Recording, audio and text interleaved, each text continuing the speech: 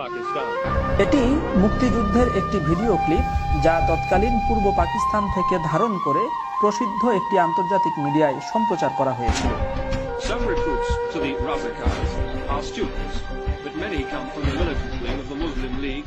এখানে যেসব রাজাকারদের দেখা যাচ্ছে তাদের কারোরই দাড়ি টুপি কিংবা পাঞ্জাবি নেই, অথচ এই লোকগুলোর কাঁধের ব্যাজে রাজাকার শব্দটি স্টিল দিয়ে খোদাই করা আছে। এই ভিডিওটি সম্প্রচার করেছে আমেরিকা ভিত্তিক আন্তর্জাতিক সংবাদ মাধ্যম এপি বা অ্যাসোসিয়েট প্রেস।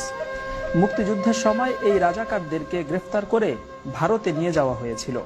সংবাদ মাধ্যমটির প্রচারিত তথ্য অনুযায়ী 1973 সালের মে মাসের 3 তারিখে ভারতীয় কর্তৃপক্ষ তাদেরকে বাংলাদেশ সরকারের হাতে তুলে দেয়। লক্ষণীয় বিষয় হচ্ছে এখানকার একজন রাজাকারের মুখে দাড়ি কিংবা মাথায় টুপি নেই। দর্শক, এবার সাদা কালো কিছু স্থির চিত্র দেখে নেওয়া যাক। এই চিত্রগুলোতেও কোনো রাজাকারের দাড়ি টুপি বা পাঞ্জাবি নেই, বরং ইন্টারনেটে যতগুলো ছবি সচরাচর দেখা যায় তার প্রায় কোনোটির সাথেই বর্তমান টিভি সিনেমার কাল্পনিক রাজাকারদের কোনো মিল নেই। ঐতিহাসিক ভিডিও কিংবা ছবি নিয়ে বিশ্লেষণের পাশাপাশি বিষয়টি আরো গভীরভাবে জানতে MBA কথা বলেছিল কয়েকজন মুক্তিযোদ্ধার সাথে। আসলেই কি দাড়ি টুপি